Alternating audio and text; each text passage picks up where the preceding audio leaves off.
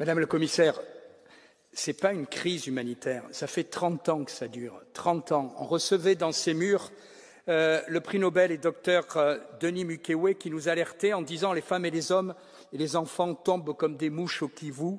Et déjà en 2008, dans cet hémicycle, on avait voté une résolution exactement pour une crise similaire.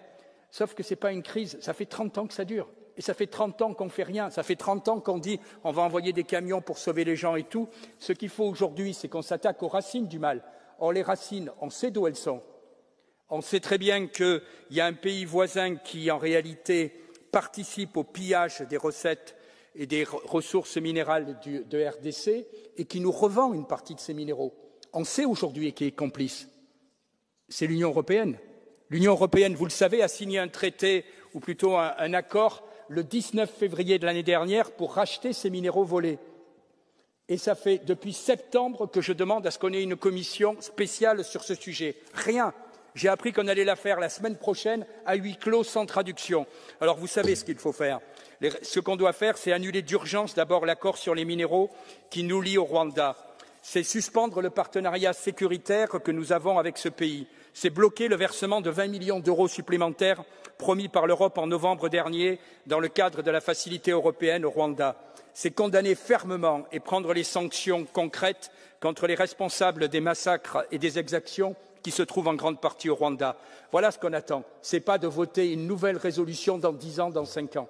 À la lumière des propos que j'ai pu tenir, d'ailleurs, pas plus tard encore qu'hier, et du rôle que joue aujourd'hui le Rwanda dans le conflit à l'est du Congo, je vais m'autoriser à questionner l'administration fédérale de la coopération au développement pour voir s'il n'apparaît pas aussi opportun d'utiliser le levier qui est celui de notre coopération avec le pays pour pouvoir envisager à tout le moins la suspension des aides ou peut-être des démarches qui seraient susceptibles de matérialiser l'indignation que j'ai pu partager hier au nom du gouvernement belge. Et du reste, vous aurez noté que dans l'accord de gouvernement, nous sommes extrêmement directs et explicites sur la responsabilité du Rwanda, que l'on exhorte à veiller de manière directe ou indirecte, en utilisant en sous-main le M23, à se retirer de l'est du Congo. On peut craindre effectivement que Goma ne soit pas la destination finale. Et du reste, le cessez-le-feu dont le M23 s'était prévalu il y a peu a très rapidement volé en éclats, puisque au moment même où je terminais la conférence de presse hier avec la ministre des Affaires étrangères de la République démocratique du Congo, nous étions informés de nouvelles reprises de combats à l'initiative du M23.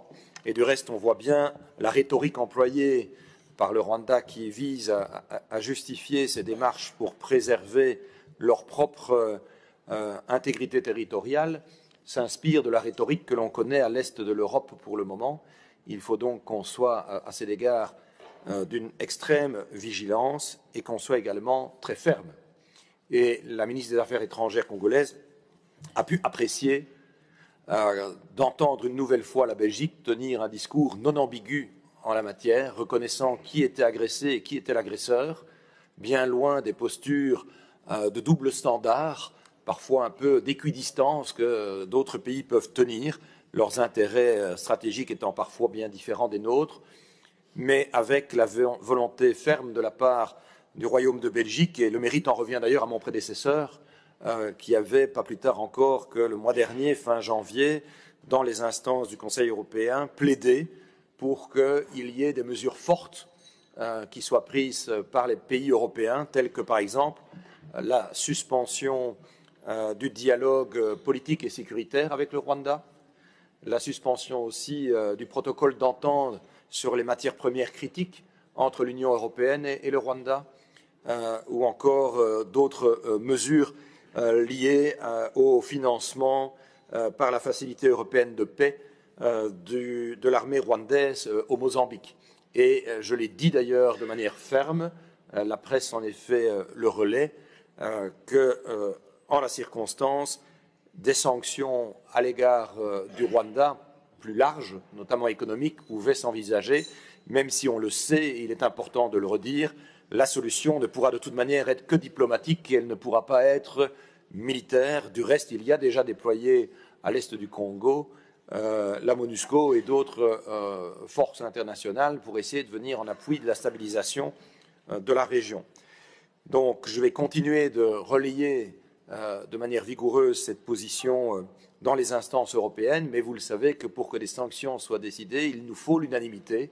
Et c'est là, évidemment, où le processus est plus contrariant. Mais je pense avoir été très clair hier et l'être encore aujourd'hui quant à l'attitude réellement inacceptable du comportement du Rwanda et de ces milices aidées qui portent un préjudice grave à la souveraineté de la République démocratique du Congo et son intégrité territoriale. Et nous restons donc l'un des principaux partenaires de soutien de la RDC, qui n'est pas exempte non plus de devoir faire des efforts et peut-être de ne pas, y compris à l'est du Congo, s'appuyer sur une série de milices. Nous avons pu en échanger, mais ce qui est certain, c'est que l'inviolabilité du territoire national de la RDC doit pouvoir être préservée.